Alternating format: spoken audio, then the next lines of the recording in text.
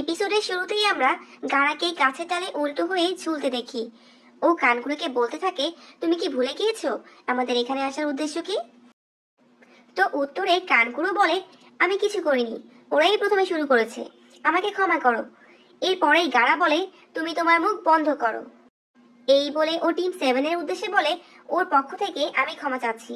ওকে দেখে সাসকে বলে, ও কখন এখানে আসলো, আমি তো টেরই পেলাম না। এরপর গাড়া গাছের ডাল থেকে নিমিষেই নিচে নেমে আসে এবং ওর টিম মেম্বার তেমারি ও কানগুলোকে নিয়ে সেখান থেকে চলে যায়। এরপর সাকুরা ওদেরকে ডেকে বলে, তোমাদের হেডব্যান্ড দেখে তো মনে হচ্ছে তোমরা আমাদের ভিলেজের না, তোমরা নিশ্চয়ই ল্যান্ড অফ স্যান্ড থেকে এসেছো। সাকুরা আরো বলে, ফর ইউর কাইন্ড ইনফরমেশন, তোমরা এভাবে আমাদের ভিলেজে আসতে পারো না। উত্তরে তেমারি বলে, আমরা স্যান্ড ভিলেজের গেনিন, তোমাদের ভিলেজে এসেছি চিউনিন এক্সাম দিতে এবং আমাদের কাছে পারমিশনও আছে। এরপর নারুটো এমন একটা এক্সপ্রেশন দিয়ে বলে, চিউনিন চিউনিন এক্সাম আবার কিসের এক্সাম? তখন তেমারি হেসে বলে, এটা কোনো গেনিন থেকে চিউনিন হওয়ার এক্সাম, তুমি এটাও জানো না? কোন দুনিয়ায় থাকো তুমি? পরে কোনোহামারু নারুটোকে পুরোটা বুঝিয়ে বলে। এরপর আমরা দেখি সাসকে গাড়াকে ডেকে বলে, হে তুমি কে? পরে গাড়া নিজের পরিচয় দেয়, বলে, আমি গাড়া, স্যান অফ ভিলেজের গেনিন নিনজা। এবং তুমি? পরে সাসকে বলে, আমি Sasuke Uchiha, hidden of leaf ভিলেজের গেনিন নিনজা। তখন নারুটো বলে উঠে, তুমি কি আমার সম্পর্কে জানতে চাও?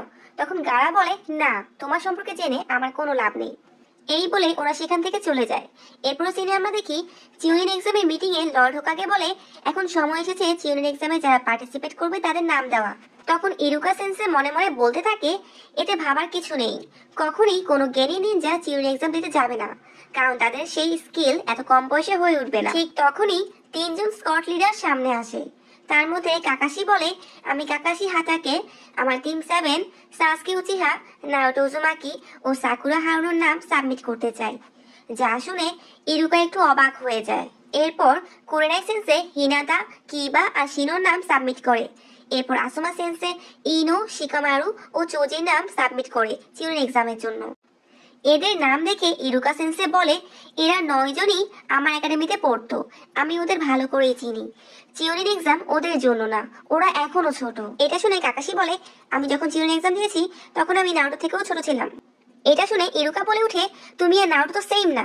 তখন কাকাশি বলে, এখন আমি ওদের সেন্সে, আমি জানি ওদের জন্য কোনটা ভালো আর কোনটা মন্দ।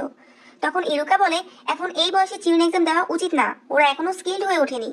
এরপর লর্ড হোকাগে বলে, ইরুকা তুমি চিন্তা করো না, চিউনিন এক্সামের আগে ওদের একটা প্রি টেস্ট নেওয়া হবে, এতে যদি ওরা পাস করে তবেই ওরা এক্সামের জন্য বসবে। এরপরে সিনে আমরা দেখি টিম 7 কাকাশির জন্য ব্রিজে অপেক্ষা করছে। তখন কাকাশিও চলে আসে আর বলে, আমি তোমাদের নাম চিউনিন এক্সামের জন্য সাবমিট করে এসেছি, কিন্তু তোমরা যদি এবার এক্সাম না দিতে চাও তাও পারো, নেক্সট ইয়ারে এক্সাম দিতে পারবে। তখন টিম 7 কাকাশি সেন্সেকে বলে, আমরা এবারই চিউনিন এক্সাম দিতে চাই। এরপর সবাই এক্সামে বসার জন্য যার যার কার্ড নিয়ে নেয়। এরপরে সিনে আমরা দেখি হিডেন অফ লিভ ভিলেজে অনেক দূর দূরান্ত থেকে গেনিন নিনজারা আসছে চিউনিন এক্সাম দেওয়ার জন্য। এরপরে সিনে আমরা দেখি নারুটো কোনোহামারুর টিমের সাথে দাঁড়িয়ে আছে। তখন হুট করে একটা নিনজা এসে কোনোহামারুর এক বন্ধুকে সেখান থেকে নিয়ে একটা গাছের সাথে বেঁধে রাখে। নারুটো ওর পিছু পিছু যায়। তখন ওই লোকটা নারুটোকে বলে, তুমি যদি আমাকে লর্ড হোকাগের সিলিং অফ স্ক্রোল এনে দাও তাহলে এই মেয়েকে তুমি পাবে। পরবর্তী সিনে আমরা দেখি সাসকে সাকুরাকে ওর সাথে হাঁটার জন্য ডাকে। তখন সাকুরাও রাজি হয়ে যায়। এরপর হাঁটতে হাঁটতে সাসকে সাকুরাকে বলে, তুমি চিউনিন এক্সামটা এবার দিও না, এটা তোমার জন্য একটা ভুল সিদ্ধান্ত হতে পারে, কেননা অন্যান্য ভিলেজ থেকে অনেক ভালো ভালো জ্ঞানী নিনজারা এসেছে এক্সামের জন্য। তখনই সেখানে ওই লোকটা চলে আসে এবং সাসকের উপর হামলা করে। ওই সেম লোকটাই আবার নারুটোর সাথে আছে এবং ওকে স্ক্রোল আনার জন্য বলে আর ওকে হুমকি দেয়, তুমি যদি স্ক্রোল না আনো তবে এই মেয়েটাকে আর জীবিত পাবে না। তখন নারুটো বলে, কোন মেয়েটা? তখন নিনজা পেছন ফিরে দেখে সেখানে ওই মেয়েটার বাধা নেই, মেয়েটাকে আগেই নারুটো সেখান থেকে নিয়ে গেছে এবং নারুটো সেই নিনজাটাকে একটা জালে ফেলে মারতে থাকে আর কোনোহামারু সেখানে চলে আসে। এরপর জালের দিকে তাকাতেই দেখে সেই নিনজাটা আর সেখানে নেই, সেখানে একটা পাথর পড়ে আছে। এর পরের সিনেই আমরা দেখি সাসকেকে ধরে সাকুরা কান্না করতে থাকে। সেখানেই সেই নিনজা বলছে, ও তো মারা গেছে, এখন তুমিও মারা যাবে যদি তুমি চিউনিন এক্সাম দাও। তখন সাকুরা ওই নিনজাটাকে বলে উঠে, আমি কি বোকা নাকি? আমি জানি এটা একটা গেনজুৎসু, সাসকে কখনোই আমার সাথে এভাবে কথা বলবে না, ও কখনোই ওর কেয়ার শো করে না। আর আমি এটাও জানি তুমি এখানে ফিজিক্যালি আমার সামনে নেই। এরপর ওই নিনজা ওর দিকে একটা ধারালো অস্ত্র ছুঁড়ে মারে।